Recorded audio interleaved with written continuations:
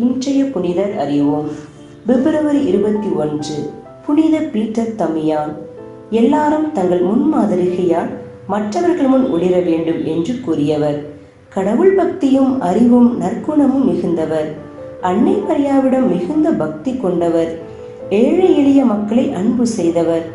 ஏழை மக்களின் நண்பராகவே வாழ்ந்தவர். ஜபத்திற்கு தனி கவனம் செலுத்தி தனிப்பட்ட நேரம் ஒதுக்கி ஜப வாழ்வில் இறைவனோடு இணைந்தவர்.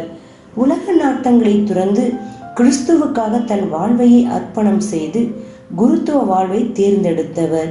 விவிலியம் நன்கு கற்று இயேசுவை பிறருக்கு அறிவித்து வாழ்ந்தவர்தான் பீட்டர் தமியான்.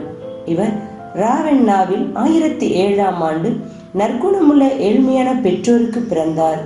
இவருடைய குடும்பம் பெரிய குடும்பமாக இருந்ததால் இவர் பிறக்கும் போதே இவரது மூத்த சகோதரன் ஒருவர் இவரை முற்றிலுமாக வெறுத்தார்.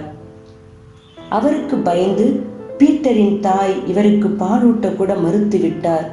சாகும் நிலையில் தள்ளப்பட்ட பீட்டருக்கு பக்கத்து வீட்டு பெண் பாலூட்டி தாயிடம் கொண்டு வந்து சேர்த்தார். சிறு வயதிலேயே அனாதை போல் வாழ்ந்தார். பீட்டரின் மற்றொரு சகோதரர் பீட்டரை நான் கவனித்துக் கொள்ளுகிறேன் என்று கூறி அவரை பன்றி மேய்க்க சொல்லி கொடுமைப்படுத்தினார். இவ்வாறு குழந்தை பருவத்தில் தாயிடமிருந்து கிடைக்காத அன்பையும் அரவணைப்பையும் அன்னை மரியாவிடமிருந்து பெற்றுக்கொண்டார். இவர் ஏழைகளின் நண்பனாக இருந்தார். உணவு உண்ணுகையில் ஏழைகளுடன் உண்ணுவதையும் அவர்களுக்காக ஜெபிப்பதையும் வழக்கமாக கொண்டிருந்தார்.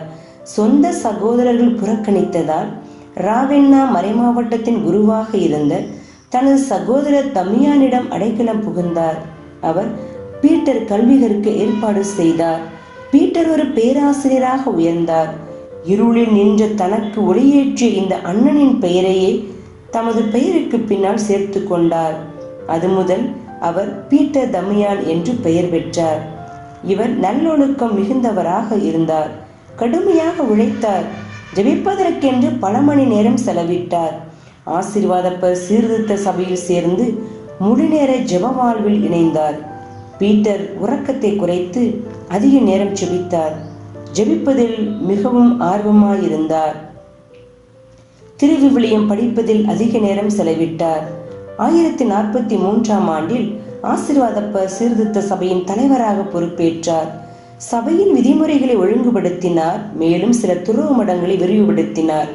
ஒப்புரவு அருட்சாதனத்திற்கு முக்கியத்துவம் கொடுத்தார். 1047இல் நடந்த லாத்திரன் பொது சங்கத்தில் கலந்து கொண்டு பாவ மன்னிப்பு பெற வேண்டும் என்றால் பணம் கொடுத்தால் போதும் என்ற நிலை இருந்தது. இந்நிலைக்கு எதிராக பேசி அந்நடைமுறைக்கு முற்றுப்புள்ளி வைத்தார். 1057ஆம் ஆண்டு கர்தினாலாக அருள்பொழிவு பெற்றார். கத்தோலிக்க குருவானவர்கள் பிரம்மச்சாரியத்தை கடைபிடிக்க ஊக்குவித்தார். மறைமாவட்ட குருக்களது சொகுசு வாழ்க்கை முறையை கண்டித்தார். தமது எழுத்துக்களில் கோட்பாடுகளை விட கதைகள் மற்றும் மேற்கோள்களுக்கு அதிக முக்கியத்துவம் தந்தார். வழிபாட்டு அலுவலக சந்தங்கள் என்று லத்தீன் மொழியில் எழுதப்பட்ட நூல் இவரது திறமைக்கான சான்று. இவர் கர்தினால்களுக்கு எழுதிய தனது கடிதத்தில் எல்லோரும் தங்கள் முன்மாதிரிகையால் மற்றவர்கள் முன் ஒளிர வேண்டும் என்று குறிப்பிட்டிருக்கிறார்.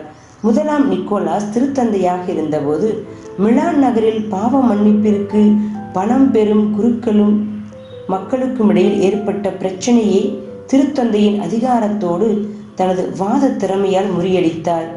திரு அவையின் நலனுக்காக வளர்ச்சிக்காக உழைத்த பீட்டர் தமியான் பிப்ரவரி 22, 1072 அன்று உயிர் துறந்தார். முறைப்படி புனிதர் என்று இவர் அறிவிக்கப்படாவிட்டாலும் இவர் இறந்த நாளிலிருந்தே இவரின் விழாவை நம்பிக்கையாளர்கள் கொண்டாடி வருகிறார்கள். 1823ஆம் ஆண்டு திருத்தந்தை 12ஆம் சிங்கராயர் உலகம் முழுவதும் இவருடைய விழாவை நினைவு கூற அனுமதி அளித்தார். மேலும் பீட்டர் தமியானை திருச்சபையின் மறைவல்லுனர் என்றும் அறிவித்தார். இன்றைய புனிதரிடம் கற்போம். நாம் மற்றவர்கள் பார்வையில் புறக்கணிக்கப்பட்டவர்களாக இருப்பினும் ஆண்டவரின் பார்வையில் மதிப்பு மிக்கவர்களாக இருக்கிறோம் என்பதை உணர்வோம்.